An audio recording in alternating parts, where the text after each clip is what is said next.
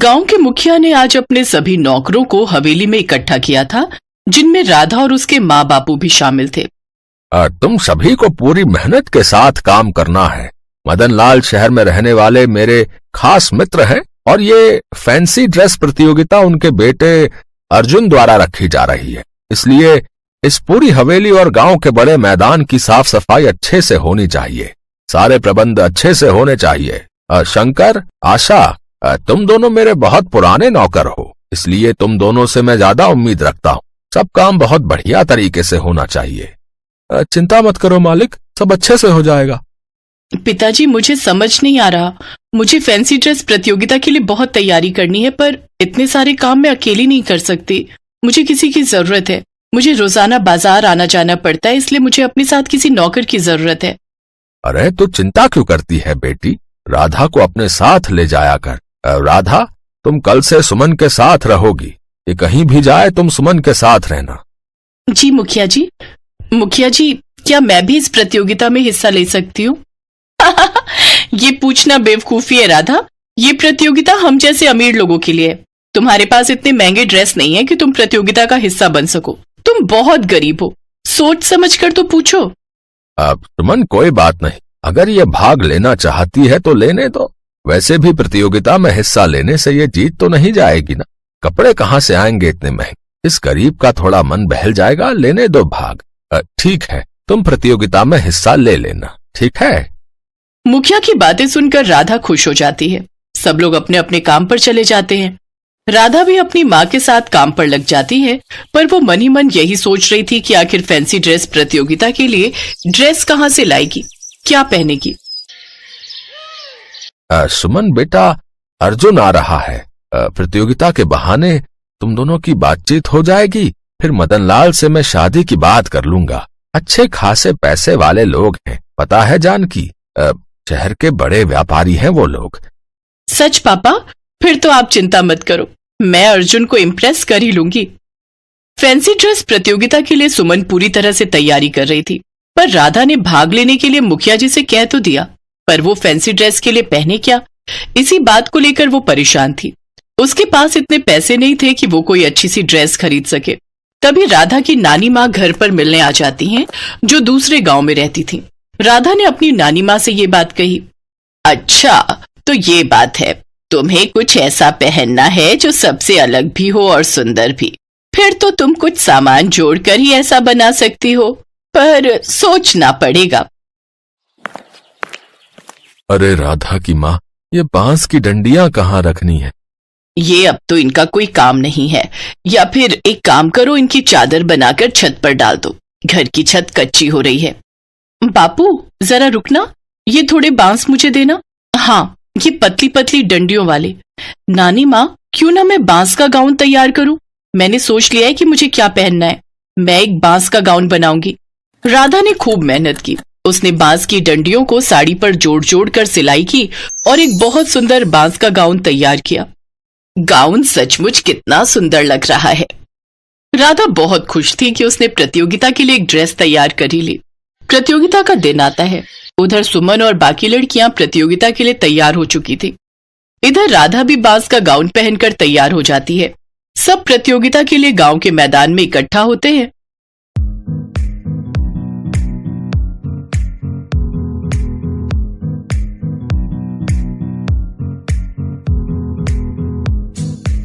हर किसी की नजर राधा पर ही टिकी थी, क्योंकि राधा का बांस का गाउन बहुत सुंदर लग रहा था।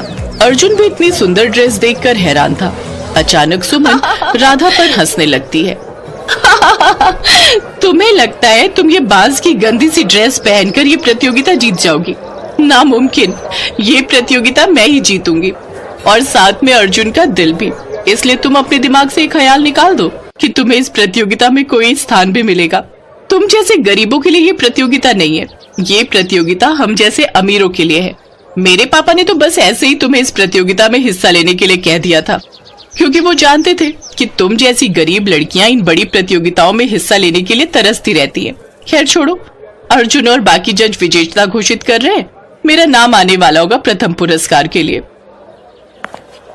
मुझे ये देखकर बहुत खुशी हुई है कि इस प्रतियोगिता में सबने बहुत ही मेहनत और लगन के साथ हिस्सा लिया है। सबकी ड्रेसेस बहुत सुंदर हैं, पर यहाँ पर एक प्रतियोगी है जिसने सबसे अलग ड्रेस पहनी है और लगता है कि वो ड्रेस उस प्रतियोगी ने खुद बनाई है। यस, राधा। राधा आज की फैंसी ड्रेस प्रतियोगिता की प्रथम पुरस्कार विजेता है। सुमन हैरान रह जाती है। सब लोग तालियां बजाते हैं। राधा बहुत खुश थी। उसे प्रथम पुरस्कार दिया जाता है। राधा की माँ, बापू और नानी माँ उसकी खुशी में शामिल होते हैं। सबकी आंखों में खुशी के आंसू थे। अर्जुन को पता चल गया था कि राधा एक गरीब घर की बेटी है और सुमन को राधा का अपमान करते हुए वो पहले ही देख चुका था। नागपुर में रहने वाली रचना एक दिन स्कूल से आकर अपनी माँ से कहती है, माँ, कल स्कूल की तरफ से सभी बच्चों को पिकनिक पर ले जा रहे हैं। उसके लिए सभी बच्चों से टीचर ने 300 रुपए लाने के लिए कहा है। माँ, तुम भी अपनी बिटिया को पिकनिक पर जाने के लिए पैसे दोगी ना? बिटिया, तुझे तो पता ही है कि आजकल मेरे कपड़े सिलने का काम बहुत कम हो गया है, क्योंकि मेरी सिलाई मशीन ठीक से काम नहीं कर रही है और आजकल के लोग भी सिले हुए कपड़े लेना ही ज्यादा पसंद कर रहे हैं। ऐसे में कमाई भी बहुत कम हो गई है। दरअसल संतोष के पास जो सिलाई मशीन थी वो बड़ी ही पुरानी हो चुकी थी, क्योंकि वो एक सेकंड हैंड सिलाई मशीन थी जिसे वो किसी से खरीद कर लाई थी। रचना बहुत ही समझदार बच्ची थी। उसने अपनी माँ से कहा, कोई बात नहीं माँ, मैं कल पिकनिक पर नहीं जाऊंगी। मुझे माफ कर दे मेरी बच्ची, मैं कैसी माँ हूँ। अपनी गरीबी के चलते मैं तुझे छोटी छोटी खुशियां भी नहीं दे सकती। ये कैसी बात कर रही हो माँ? मेरी खुशी तो तुमसे है। अगर तुम हो मेरे पास तो मेरे कदमों में दुनिया भर की खुशियां हैं। संतोष लोगों के कपड़े सिलने का काम करती थी, लेकिन अब तो ज्यादातर लोग मॉल से ही कपड़े खरीदते हैं या फिर ऑनलाइन रेडीमेड कपड़े मंगाया करते हैं। इसीलिए संतोष को छोटे मोटे काम से ही अपना गुजारा चलाना पड़ता है, जिससे उसकी कमाई भी बहुत कम हो रही थी। दोनों माँ बेटी कम पैसे में ही किसी तरह अपनी जिंदगी की गाड़ी आगे बढ़ा रही थी। रचना के स्कूल में उसकी गरीबी का सभी बच्चे बहुत मजाक उड़ाया करते थे। उसकी पुरानी ड्रेस और फटे मोजे देख दूसरे सभी बच्चे उस पर हंसते थे। रचना, तेरे पास नई स्कूल ड्रेस खरीदने के लिए पैसे नहीं है तो मुझे बोल। मेरे पापा ने मेरे लिए नया स्कूल ड्रेस खरीदा है। मैं मेरा पुराना स्कूल ड्रेस तेरे लिए लेती आऊंगी। तू कब तक फटी हुई स्कूल की ड्रेस पहनकर स्कूल आती रहेगी? नहीं, मुझे तुम्हारा पुराना स्कूल ड्रेस नहीं चाहिए। मेरी माँ मेरी फटी हुई स्कूल ड्रेस को सिलकर बिल्कुल नया जैसा कर देगी। अच्छा, तो तेरी माँ इतनी अच्छी दर्जी है तो उनसे अपने फटे हुए मोजे भी सिलवा लेना। इतना कहकर वो बच्ची हंसने लगी। रचना को अपनी बहुत बेइज्जती महसूस होती है। वो घर आकर अपनी माँ को सब कुछ बताती है। कोई बात नहीं बेटी, तू दूसरे बच्चों की बातों पर ध्यान ही मत दिया कर, बस अपनी पढ़ाई से मतलब रख। माँ, अगर बाबा आज जिंदा होते तो हमें इतने दुख नहीं झेलने पड़ते ना? हाँ मेरी लाडो, लेकिन अब तो किस्मत में रोना ही लिखा है। नहीं माँ, हम रोएंगे नहीं, हम हर कठिनाइयों का डटकर सामना करेंगे। रचना के पिता एक रिक्शा चलाते थे। उनकी एक सड़क दुर्घटना में मौत हो गई थी। उसके बाद से रचना और उसकी माँ अकेले पड़ जाते हैं, लेकिन उसके पिता का रिक्शा अभी भी खड़ा था। माँ, मैं भी पिताजी की तरह ही रिक्शा चलाऊंगी। लेकिन रचना, अभी तुम बहुत छोटी हो, तुम रिक्शा कैसे चला पाओगी? माँ, तुम चिंता मत करो, मैं रिक्शा चला लूंगी। ठीक है बेटी। दूसरे दिन से रचना अपने पिता का रिक्शा लेकर स्कूल जाने लगी। वो स्कूल जाने वाले दूसरे बच्चों को अपने रिक्शे में बिठा लिया करती और उन्हें स्कूल छोड़ देती, और शाम को उन्हीं बच्चों को अपने रिक्शा में फिर बिठाकर घर छोड़ देती। इससे रचना की थोड़ी बहुत कमाई होनी शुरू हो गई। वो घर खर्च चलाने में संतोष की मदद करने लग गई, लेकिन इन सब से उसके स्कूल के दूसरे बच्चे भी उसका मजाक उड़ाने लगे और उसे रिक्शा वाली कहकर चिढ़ाने लगे। तो क्या हुआ, मेहनत करती हूँ और पैसे कमाकर अपनी माँ का हाथ बटाती हूँ, किसी के आगे भीख तो नहीं मांगती हूँ ना? रचना अपने जवाब से सभी का मुंह बंद कर देती। ऐसे ही कुछ दिन बीत जाते हैं। फिर एक दिन स्कूल में प्रिंसिपल मैम अनाउंसमेंट करती हैं, बच्चों, परसों हमारे स्कूल में फैंसी ड्रेस प्रतियोगिता है। सभी बच्चों को इस प्रतियोगिता में हिस्सा लेना है। जो बच्चा इस प्रतियोगिता में प्रथम आएगा उसे पूरे 20,000 का इनाम दिया जाएगा। अनाउंसमेंट सुनते ही रचना ने सोचा, ये इनाम मुझे मिल जाए तो माँ के लिए नई सिलाई मशीन आ जाएगी, लेकिन फैंसी ड्रेस प्रतियोगिता में पहनने के लिए मेरे पास कपड़े कहाँ से आएंगे? रचना की क्लास के बच्चे उसे बोलते हैं, रचना, फैंसी ड्रेस कंपटीशन में तू कौन सी ड्रेस पहन कर आएगी? ये क्या पहनेगी? इसके पास तो स्कूल की ड्रेस भी ढंग से पहनने को नहीं है। रचना, मेरे पास एक पुरानी ड्रेस है, तू कहे तो मैं तेरे लिए ला दूं? नहीं, मुझे तुम्हारे कपड़ों की जरूरत नहीं है, मेरी माँ है ना, वो मेरे लिए कुछ सिल लेगी। हाँ, तेरी माँ ने दूसरों के कपड़े में से चोरी करके कुछ कपड़े तो बचा ही लिए होंगे, उन्हीं कपड़ों में से कुछ ड्रेस बनवा लेना। अपनी सहेलियों की बात सुनकर रचना उदास हो जाती है। जब वो स्कूल से घर आती है तो संतोष उसे खाना निकाल कर देती है। रचना, मेरी लाडो आ गई, आकर खाना खा ले। नहीं माँ, मुझे भूख नहीं है।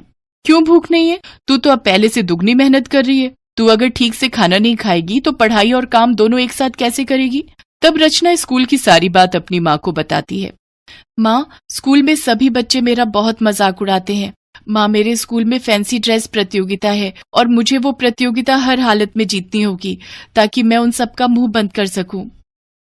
लेकिन प्रतियोगिता में पहनकर क्या जाएगी? मेरे पास तो इतने पैसे नहीं है कि मैं तुझे कोई ड्रेस दिलवा सकूं बेटी।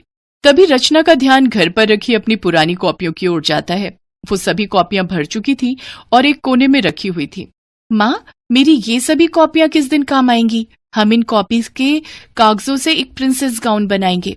कॉपी के कागज से गाउन? हाँ माँ, कॉपी के कागज से गाउन। इससे पहले ये गाउन किसी ने देखा भी नहीं होगा। ठीक है मेरी बच्ची, मैं तेरे लिए कागज का गाउन तैयार करूंगी। रचना कुछ अखबार कबाड़ी वाले से जाकर ले आती है। फिर वो दोनों माँ बेटी मिलकर खूब मेहनत करती है और फिर 3 दिन में कागज का एक सुंदर सा गाउन बनाकर तैयार कर लेती है। साथ ही वो एक बेहद ही सुंदर क्राउन भी रचना के लिए बनाती है। आखिरकार प्रतियोगिता वाला दिन भी आ जाता है और रचना कागज का गाउन और क्राउन पहनकर उस प्रतियोगिता में जाती है। उसे देख सब बच्चे उसका मजाक उड़ाने लगते हैं। अरे रचना, ये तू क्या पहन कर आई? बच कर रही हो, कहीं हवा चली और तेरा ये गाउन उड़ ही ना जाए। मैंने और मेरी माँ ने इसे बनाने में बहुत मेहनत की है। कागज का गाउन बनाने में बहुत मेहनत लगी है हमारी। कुछ देर बाद प्रतियोगिता शुरू होती है। सभी लड़कियां स्टेज पर एक एक करके आती हैं और रैंप वॉक करती हैं। फिर सबसे आखिर में रचना अपना कागज वाला गाउन पहन कर आती है। उसका कागज का गाउन जजेस को बहुत पसंद आता है और उन्होंने रचना को विजेता घोषित करते हुए उसे फर्स्ट प्राइज के साथ 20,000 का इनाम दिया और कहा, रचना, तुम्हारा कागज का गाउन सबसे हटके और सबसे अलग था। इससे पहले मैंने कभी ऐसा गाउन नहीं देखा। सर, ये मेरी माँ की मेहनत का नतीजा है। उन्होंने इस गाउन को बनाने में बहुत मेहनत की है। अच्छा, अगर वो भी यहाँ है तो उन्हें स्टेज पर बुलाओ। रचना की मदद कृपया करके अब स्टेज पर आए। संतोष स्टेज पर आती है। जजेस उसकी कारीगरी की खूब तारीफ करते हैं और फिर ऑडियंस में बैठे सभी बच्चों के पेरेंट्स ताली बजाकर उसका सम्मान बढ़ाते हैं। ये देखकर संतोष की आंखों में आंसू आ जाते हैं। फिर रचना अपनी माँ को वो इनाम और ट्रॉफी देती है, साथ ही उसके पांव भी छूती है। रचना के क्लास की सभी लड़कियों के सर शर्म से झुक गए। संतोष और रचना खुशी खुशी घर आती हैं। फिर इनाम में मिले पैसों से रचना अपनी माँ के लिए सिलाई मशीन खरीदती है। कुछ ही दिनों में उसके कागज के गाउन की तारीफ हर जगह होने लगती है और कपड़ों के बड़े बड़े व्यापारी उसके यहाँ आने लगते हैं और उसे बड़े ऑर्डर देकर जाते हैं। इतना सारा काम मिलने की वजह से संतोष खूब पैसे कमाती है। अब वो और रचना अमीर हो जाते हैं।